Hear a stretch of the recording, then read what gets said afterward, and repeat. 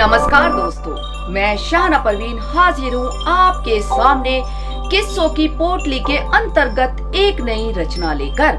सुनते हैं आज की रचना। यह कहानी हमें भेजी है आदरणीय श्री रमेश चंद्र छबीला जी ने सहारनपुर से। परिचय की बात करें तो रमेश जी का सामाजिक आक्रोश पाक्षिक समाचार पत्र 33 वर्षों से नियमित प्रकाशित हो रहा है। रमेश जी की अनेक कहानियां, लेख, व्यंग, लघु कथाएं, बाल कथाएं आदि देश की विभिन्न पत्र पत्रिकाओं में प्रकाशित हो चुकी हैं। 4 उपन्यास, 5 कहानी संग्रह तथा एक बाल कथा पुस्तक प्रकाशित हो चुकी है। दूरदर्शन पर एक नाटक प्रसारित, आकाशवाणी नजीबाबाद पर कहानियां प्रसारित, अखिल भारतीय कहानी प्रतियोगिता में अनेक कहानियां पुरस्कृत हो चुकी हैं। पुरस्कारों की यदि बात की जाए तो विभिन्न संस्थाओं द्वारा अनेक सम्मान पत्र प्राप्त हो चुके हैं। कहानी का शीर्षक है सहारा। अनिल ने दुकान से छुट्टी की, बाहर आकर बाइक की सीट पर कपड़ा फेरा और जेब से मोबाइल निकालकर नंबर मिलाकर कहा, हेलो दीपाली, मैं आज देर से घर आऊंगा, मेरे लिए खाना ना बनाना। क्यों? उधर से पत्नी दीपाली की आवाज सुनाई दी। मेरा एक दोस्त विनय है ना, वह आज अपनी शादी की सालगिरह की दावत दे रहा है। वैसे सालगिरह तो उसकी कल है, परंतु मुझे दावत आज ही दे रहा है। दुकान की छुट्टी हो चुकी है, अब 9 बजने को है। ठीक है, जल्दी आ जाना। हाँ, आ जाऊंगा। तेरे लिए कुछ लाना है तो बता। मेरे लिए कुछ नहीं लाना, बस टाइम से घर आ जाना। ठीक है, आ जाऊंगा, अनिल ने कहा और मोबाइल बंद कर जेब में रख लिया। तभी फोन की घंटी बजी। विनय का फोन था। उसने कहा, हेलो विनय। अरे भाई अनिल, मैं विक्ट्री बार के बाहर खड़ा हूँ, तू कहाँ है? बस अभी 5 मिनट में पहुँच रहा हूँ। कुछ ही देर में वह विक्ट्री बार जा पहुँचा, जहाँ विनय उसकी प्रतीक्षा कर रहा था। जब वे दोनों बार से बाहर निकले तो 10 बज चुके थे। विनय ने कहा, अच्छा यार, अब मैं घर चलता हूँ। तेरी भाभी घर पर इंतजार कर रही होगी, तू भी घर चला जा। नहीं यार, मैं तो गांधी पार्क में मेला डांस नाइट देखने जाऊंगा। कामनी डांस ग्रुप मुंबई से आया है, गजब की डांसर है उसके ग्रुप में। पिछले साल भी यही ग्रुप आया था, देखकर मजा आ गया था, अनिल ने कहा और बाइक स्टार्ट कर चल दिया। नगर में आजकल ऐतिहासिक मेला चल रहा था। यह मेला लगभग 15 दिनों तक चलता था। मेले में हजारों दुकानें, झूले, सर्कस, नौटंकी आदि होते थे। लगभग 10-12 दिन नगर निगम द्वारा जनता के मनोरंजन के लिए कवि सम्मेलन, मुशायरा, रंगारंग नाइट, डांस नाइट, एक शाम शहीदों के नाम, मैजिक शो और बेबी शो आदि प्रोग्राम आयोजित होते थे। अनिल की आयु लगभग 30 वर्ष थी। परिवार में पिताजी थे जिनको 8-10 साल पहले अधरंग हो चुका था। अभी तक वह ठीक से चल भी नहीं पाते थे। माताजी का 4 साल पहले स्वर्गवास हो चुका था। पत्नी दीपाली सुंदर, सुशील और बीए पढ़ी लिखी थी। छोटी बहन सुनीता बीए में पढ़ रही थी। 5 वर्षीय बेटी नीलू थी। पिताजी एक कपड़े की दुकान पर काम करते थे, परंतु उनको लकवा हुआ तो बीमारी के कारण नौकरी छूट गई थी। अनिल भी बीए तक ही पढ़ पाया। वह भी कपड़े के एक शोरूम में नौकरी करने लगा। अब तो उसी की आमदनी से जैसे तैसे घर का खर्च चल रहा था। दीपाली ने कई बार कहा कि वह भी ऑफिस में नौकरी कर लेगी, परंतु अनिल ने साफ इनकार कर दिया। मोहल्ले के ही कुछ बच्चों को दीपाली व सुनीता ट्यूशन पढ़ा रही थी। उनकी इस छोटी मोटी आय से ही घर के कुछ खर्चे पूरे हो रहे थे। अनिल गांधी पार्क पहुंच गया। डांस का प्रोग्राम चल रहा था। बड़े से मंच पर एक आइटम सॉन्ग चल रहा था। अर्धनग्न कपड़ों में 5-6 लड़कियां मस्त डांस कर रही थी। दर्शकों को मजा आ रहा था, मस्ती में खूब झूम रहे थे। अनिल भी एक तरफ खड़ा होकर डांस देखने लगा। कुछ देर डांस देखने के बाद उसके शरीर में भी मस्ती भर गई। अचानक उसे घर की याद आई। उसने जेब से मोबाइल निकालकर देखा, दीपाली की 3 कॉल आ चुकी थी, जिसका उसे पता ही नहीं चल पाया था। उसने समय देखा, 11:30 बज चुके थे। वह मोबाइल पर दीपाली का नंबर मिलाकर बोला, हेलो, सो गई क्या? कहाँ सोई थी? तुम्हें 3 बार फोन किया पर तुमने उठाया ही नहीं। कहाँ रह गए हो? अभी तक दावत चल रही है क्या? दीपाली का झुंझलाहट भरा स्वर सुनाई दिया। दावत तो 10 बजे ही हो गई थी, फिर मैं गांधी पार्क में डांस नाइट देखने आ गया। अब कितनी देर में आ रहे हो? बस अब सीधा घर आ रहा हूँ, मेरा इंतजार करना, सोना जाना। ठीक है, आ जाओ, मैं इंतजार कर रही हूँ। अनिल ने बाइक स्टार्ट की और घर की ओर चल दिया। सड़कें एकदम खाली थी। अनिल को शराब का नशा चढ़ा हुआ था। लड़कियों का डांस उसकी आंखों के सामने आ रहा था। उसने बाइक की स्पीड बढ़ा दी। अब बाइक बहुत तेजी से दौड़ रही थी। अचानक ही एक गली में 3-4 कुत्ते निकलकर सड़क पर दौड़े तो उसने एकदम ब्रेक मारनी चाहिए। बाइक नियंत्रण से बाहर हो गई।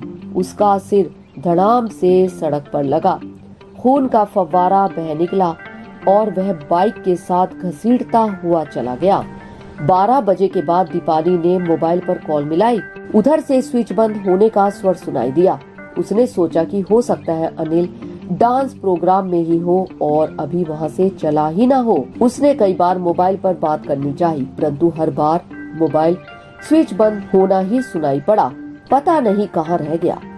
चलो, जब आना होगा आ जाएगा, सोचकर वह सोने की कोशिश करने लगी। कुछ देर बाद दीपाली के फोन की घंटी बजी। उसने फोन उठाकर कहा, अब कहाँ रह गए हो? मैडम, आप कौन बोल रही हैं? उधर से एक अपरिचित स्वर सुनाई दिया। आप कौन हैं? यह फोन तो अनिल का है, वह मेरे पति हैं।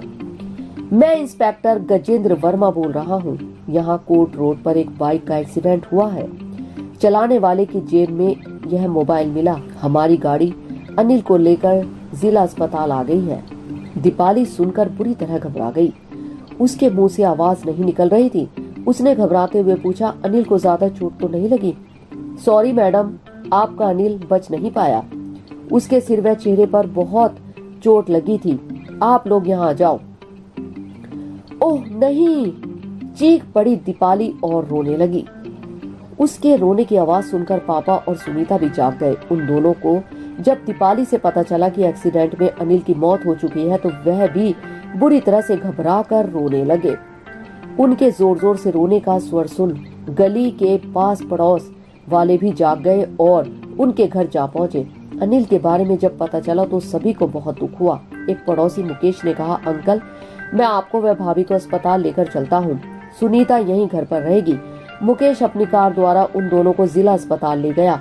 इमरजेंसी में 2 डॉक्टर और नर्स आदि ड्यूटी पर थे। एक पुलिस इंस्पेक्टर भी मौजूद था। कहाँ है अनिल, मेरा बेटा? पापा ने रोते हुए कहा। उसे बहुत चोट लगी थी, शायद वह बहुत तेजी से बाइक चला रहा था। उसने शराब पी रखी थी, हेलमेट भी नहीं पहन रखा था। उसकी बाइक कैसे गिरी और फिसलती चली गई पता ही नहीं चला। आते जाते किसी वाहन वाले ने सूचना दे दी तो पुलिस वहां पहुंच गई, लेकिन तब तक वह सदा के लिए जा चुका था। इंस्पेक्टर ने बताया, हम उसे देखना चाहते हैं। पापा ने कहा, उसे मुर्दाघर में रखवा दिया गया है, कल लाश का पोस्टमार्टम होगा, डॉक्टर ने कहा। वे तीनों डॉक्टर व इंस्पेक्टर के साथ मुर्दाघर में पहुंचे, जहां लाश सफेद कपड़े से ढकी हुई थी। उनमें एक अनिल की लाश थी। चेहरे से कपड़ा हटाते ही दीपाली की चीख निकल गई और पापा बुरी तरह से रोने लगे। अनिल का सिर और चेहरा बुरी तरह जख्मी था। सभी वहां से बाहर आ गए। इंस्पेक्टर ने कहा, आजकल बाइक चलाने वाले युवाओं के बहुत एक्सीडेंट हो रहे हैं। शायद ही कोई ऐसा दिन जाता हो जब एक्सीडेंट ना होता हो। रोजाना बाइक सवारों के मरने के समाचार भी छपते हैं। जवान लड़के बाइक चलाते हुए बहुत तेज दौड़ाते हैं, हेलमेट पहनते नहीं, शराब पीकर, तो ये बाइक को हवाई जहाज बनाना चाहते हैं। इंस्पेक्टर साहब, मैं भी अनिल को बहुत समझाता था कि तेज मत चलाया कर, हेलमेट जरूर पहना कर। सुनकर कह देता था, पापा जी कुछ नहीं होगा, और आज चला गया ना हम सबको अकेला छोड़कर। काश वह मेरा कहना मान लेता, तेज न चलाता और हेलमेट पहन लेता। पापा की आंखों में आंसू रुक ही नहीं रहे थे। पोस्टमार्टम, अंतिम संस्कार, ब्रह्म भोज, रस्म पगड़ी आदि तक परिवार पूरी तरह दुख के सागर में डूब चुका था। पापा, दीपाली व सुनीता के सामने एक ही सवाल था कि अब क्या होगा, घर का खर्च कैसे चलेगा। लग रहा था कि अनिल के जाने के बाद इस घर परिवार का भविष्य अंधकार में डूब गया है। दीपाली की माँ व पिताजी भी आते रहे। उन दोनों से बेटी का यह विधवा रूप देखा नहीं गया। एक दिन माँ व पिताजी ने दीपाली से कहा, अब क्या होगा बेटी, तेरे सामने तो पूरा जीवन पड़ा है। अनिल के साथ ही तेरा जीवन था, जब वही नहीं रहा तो फिर यहाँ तू किसके सहारे रहेगी? हमने कुछ सोचा है दीपाली। दीपाली कुछ नहीं बोली। उसने माँ व पिताजी की तरफ देखा। सुनीता की भी शादी हो जाएगी। हो सकता है उसके पापा ऐसे लड़के से शादी करें जो घर का दामाद बनकर रहे। फिर यहाँ तेरा रहना बेकार है। तुझे अपनी बेटी नीलू के भविष्य के लिए भी सोचना है। हम चाहते हैं कि तुझे भी कोई जीवन साथी मिल जाए। हम तेरी दूसरी शादी करना चाहते हैं। जो होना था हो चुका। जाने वाले के गम में कब तक बैठे रहेंगे? अभी जल्दी नहीं है, जब तू कहेगी हो जाएगी, पिताजी ने कहा। पिताजी, जो इस घर का सहारा था वह अचानक चला गया और आप चाहते हैं कि अपने इस परिवार की नाव को मझधार में छोड़कर मैं अपने सुख आराम की खातिर चली जाऊं? यह परिवार जो कल तक मेरा था उसे किसके सहारे छोड़ दूं? पापा जो ठीक से चल नहीं सकते उनको किसके सहारे अकेला छोड़ दूं? सुनीता जो अभी पढ़ रही है और बच्चों को पढ़ाकर इस घर के खर्चे में भी मदद कर रही है, उसे छोड़कर चली जाऊं? मैं इस घर में बहू बनकर आई थी, लेकिन अब मैं एक बेटी बनकर इस घर परिवार का सहारा बनूंगी। जो जिम्मेदारियां अनिल को पूरी करनी थी उनको अब मैं पूरा करूंगी। माँ व पिताजी दीपाली की ओर देखते रह गए। उनको प्रसन्नता थी कि उनकी बेटी कमजोर नहीं हुई है। वह किसी भी परेशानी का सामना करने के लिए तैयार है। दीपाली ने मजबूत शब्दों में कहा, पिताजी, आपकी बेटी इतनी कमजोर नहीं है जो मुसीबतों से टूट जाएगी। मैं संघर्ष करूंगी। पिछले सप्ताह पापा के एक पुराने दोस्त आए थे। उनके बेटे ने एक स्कूल चला रखा है। वह कह रहे थे कि मुझे स्कूल में नौकरी दिला देंगे। अब मैं बीएड भी कर लूंगी ताकि और अच्छी नौकरी मिल जाए। पिताजी, आप मेरी बिल्कुल चिंता ना करें। माँ और पिताजी दीपाली की ओर देखते ही रहे। दीपाली की बातें सुनकर उन्हें लग रहा था मानो उनके हृदय से बहुत भारी बोझ उतर रहा हो। दीपाली ने आगे कहा, माँ, जब कभी मुझे लगेगा कि अब मुझे भी किसी का सहारा चाहिए तो मैं आपको बता दूंगी। ठीक है बेटी, जैसे तेरी मर्जी।